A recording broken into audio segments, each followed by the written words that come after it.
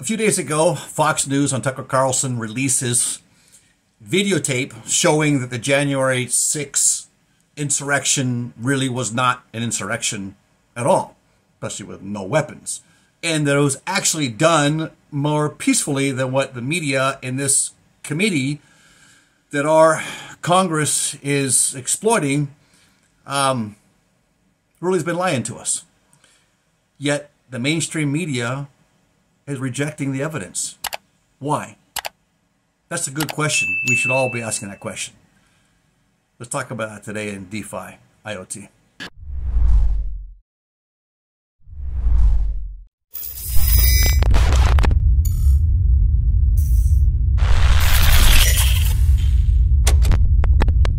So a couple nights ago, Tucker Carlson, and I'm not a big Fox fan. I'll be completely honest with you.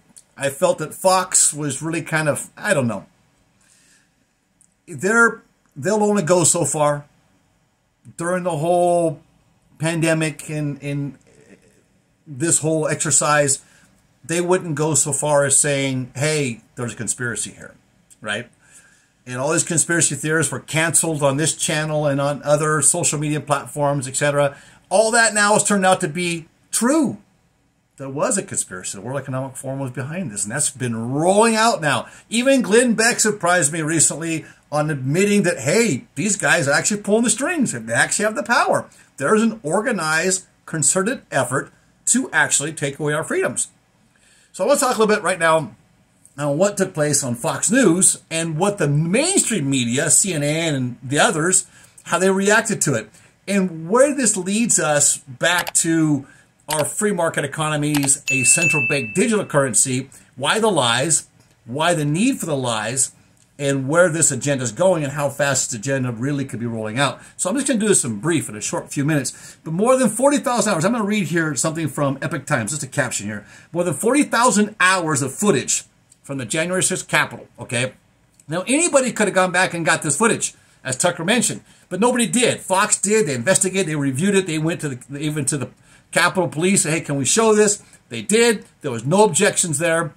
And they come in and they show where the Capitol Police actually are walking through, especially this man that got 4 years of prison, was being guided through the Capitol. And others, there's what, like 200 people, something like that, still detained.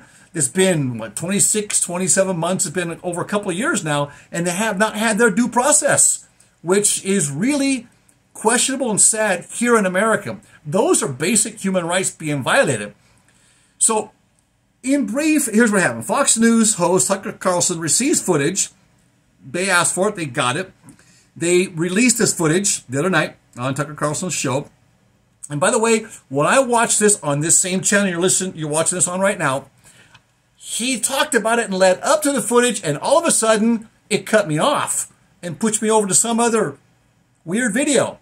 So I thought, well, that's strange. So watch it again. Same thing happened. I thought, well, Fox didn't do that. This channel wouldn't let me watch it. Don't know if it's everywhere or if it's just in my location. Then he does a follow-up last night, and I started watching. He starts to show a montage of what the news, the mainstream news, is saying about these videotapes. And even where McCarthy, the representative, the minority representative for the Republicans in the Senate, came out against these videos, saying these are dangerous for democracy. Like, wow. Well, we knew he was already, what boat he was in already during the last election issue, which we know now that that was corrupt. It was a corrupt election. We know all the facts now. Thank you, Dinesh D'Souza and others that have brought this all to light. And 10,000 Mules, you haven't seen that yet. Suggest you watch it. So basically, he comes out and says, and the footage presents a starkly different picture than what officials and legacy news outlets had been claiming. They also, Epic Times goes into more detail on this. But in brief, why are we being lied to? You know, this is something that's so dystopian. This is so Hitler-esque, so Marxist, that it's almost unbelievable, and many are not believing it. Last night, I talked a little bit in an organization that I'm in church, actually, And I could tell this one person was a little uncomfortable for things I was saying. And I wasn't even talking politics. I was just trying to show some things about the borders and those coming across the borders. They're responsible. But we need to love them all. Well, I'm not saying we don't love them, but you're going to have a hard time loving a criminal that's in your daughter's bedroom trying to kidnap her, like my experience, and, you know, not wanting to do something about it, right?